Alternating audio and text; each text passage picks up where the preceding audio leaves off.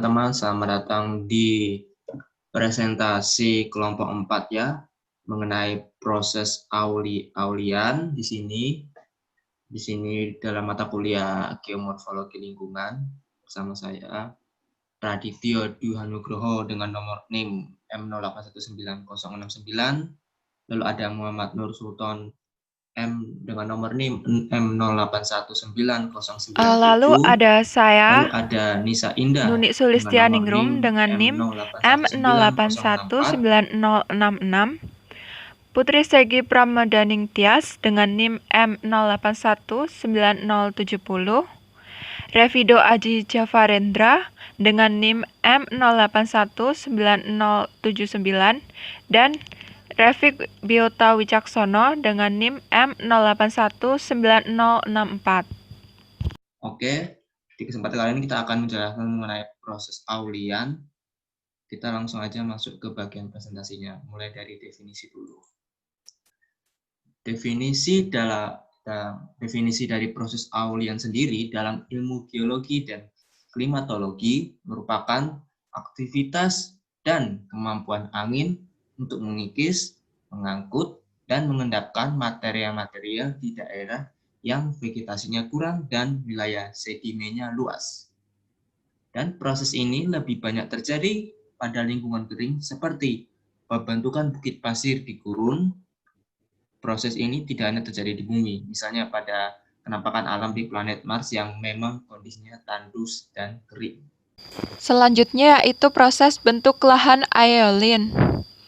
Pada hakikatnya, bentuk lahan aeolin terdiri dari 3 proses.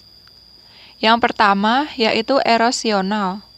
Erosional merupakan peristiwa pengikisan padatan yang berupa sedimen, tanah, batuan, dan partikel lainnya akibat dari transportasi angin, air, atau es. Contoh dari erosional ini adalah lubang angin dan lubang ombak. Yang kedua yaitu deposisional. Deposisional merupakan peristiwa pengangkutan atau transportasi padatan oleh angin, air, atau es. Contohnya yaitu gumuk pasir. Yang ketiga yaitu sedimentasi. Sedimentasi merupakan proses pengendapan material akibat dari proses transportasi. Contohnya yaitu endapan debu. Kemudian syarat berkembangnya bentuk lahan aeolin yaitu yang pertama, tersedianya material berukuran pasir halus hingga kasar dalam jumlah yang banyak.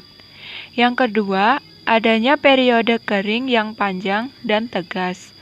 Yang ketiga, adanya angin yang mampu mengangkut dan mengendapkan bahan pasir.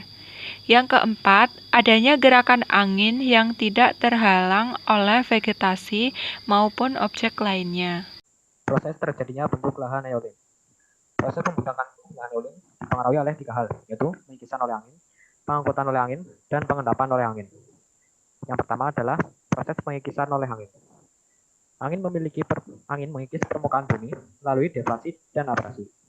Yang pertama adalah deflasi. Deflasi merupakan pelepasan partikel-partikel padat yang disebabkan oleh angin. Deflasi hanya berpengaruh pada sedimen yang bersifat tidak kompak atau bersifat lepas-lepas. Yang kedua adalah korasi.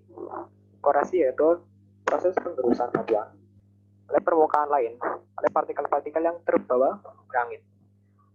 Proses korasi menghasilkan bentang alam, soilstone, dan sculpturing. Yang kedua, pengangkutan oleh angin. Materi batuan yang mudah terangkat oleh angin adalah materi halus. Materi halus ini kemudian akan diterbangkan oleh angin sampai ke tempat yang cukup jauh. Proses pengangkutan atau transportasi pada rentang alam aeolian terdiri dari suspensi, saltasi, dan rayapan permukaan. Pengangkutan oleh angin ini ada dibagi menjadi 3, teman-teman, yaitu ada suspensi, saltasi, dan rayapan permukaan.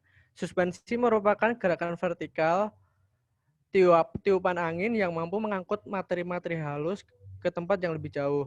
Gerakan ini tidak besar peranannya dalam mengangkut pasir karena kemampuan mengangkat ke atas yang sangat terbatas. Terus yang kedua ada saltasi. Saltasi itu gerakan meloncat materi butiran-butiran yang disebabkan oleh tabrakan dan pantulan angin yang bermuatan pasir. Gerakan saltasi secara langsung disebabkan tekanan angin terhadap butiran pasir. Pasir yang ditiup angin pada umumnya mempunyai gerakan saltasi. Yang ketiga ada rayapan permukaan. Gerakan ini disebabkan oleh tubrukan materi butiran oleh gerakan saltasi. Terjadinya tubrukan materi butiran ini secara teratur, tetapi kadang-kadang juga tersebar menjadi pecahan-pecahan di atas tempat jatuhnya pasir. Oleh karena itu, gerakan materi butiran menjadi lambat dan selanjutnya menjadi rayapan permukaan. Kadang-kadang angin yang mengangkut debu atau pasir gerakan berputar seperti spiral. Gerakan ini disebut dengan badai debu. Terus proses terakhir ada yaitu pengendapan oleh angin. Proses ini terjadi apabila butiran yang terbawa oleh angin jatuh setelah gerakan menjadi lambat. Selain karena kecepatan yang menjadi lambat, pengendapan juga terjadi karena butiran terbawa angin mengalami benturan terhadap permukaan dan hasil dari proses saltasi dan endapan tanah. Lanjut. Bahasan selanjutnya yaitu mengenai jenis-jenis bentuk lahan aeolian. Jenis bentuk lahan aeolian dikategorikan menjadi dua, yaitu hasil erosi angin dan bentuk lahan pengendapan angin. Yang pertama yaitu hasil erosi angin.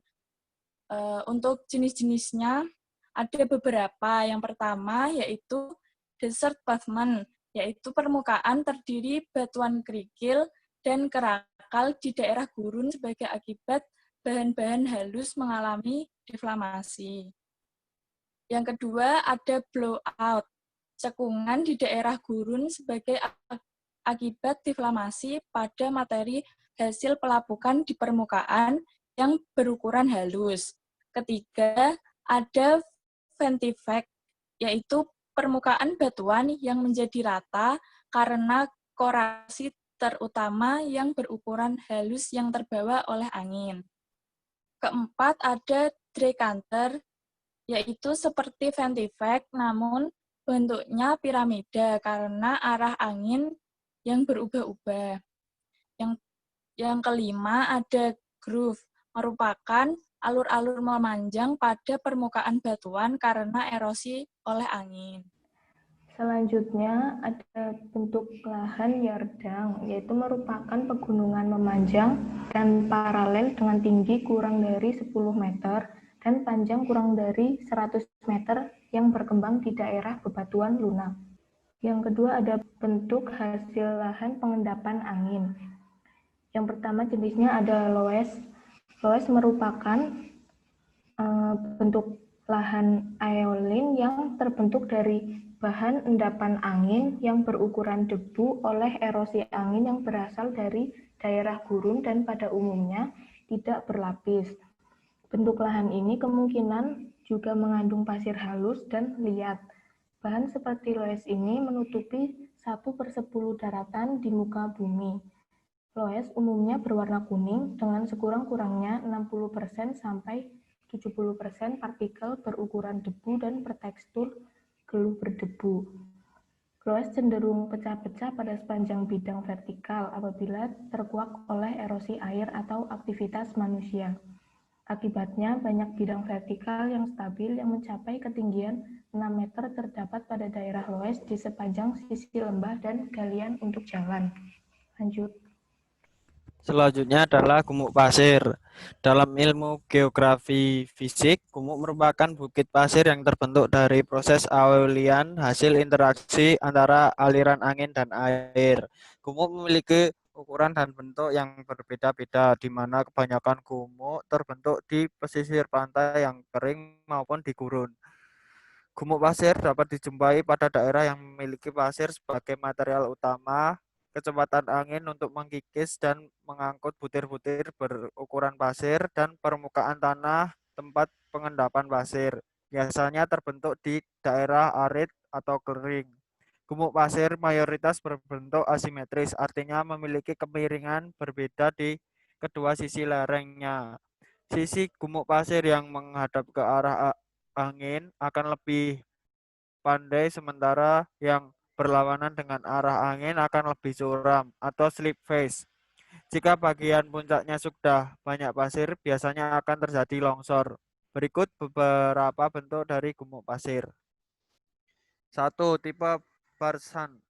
Bentuk Barsan menyerupai bulan sabit dan terbentuk pada daerah yang tidak memiliki barrier atau penghalang. Tipe Barsan, gumuk pasir ini jika endapan pasir tidak terlalu banyak.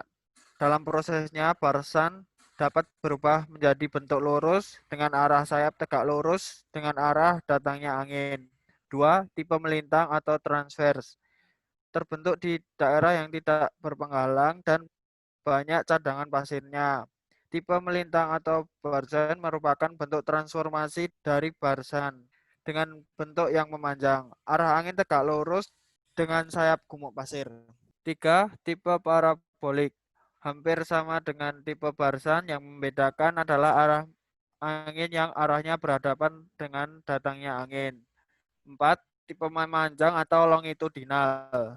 Pasir yang berbentuk lurus dan memanjang satu sama lain. Arah dari gumuk pasir ini searah dengan gerakan angin.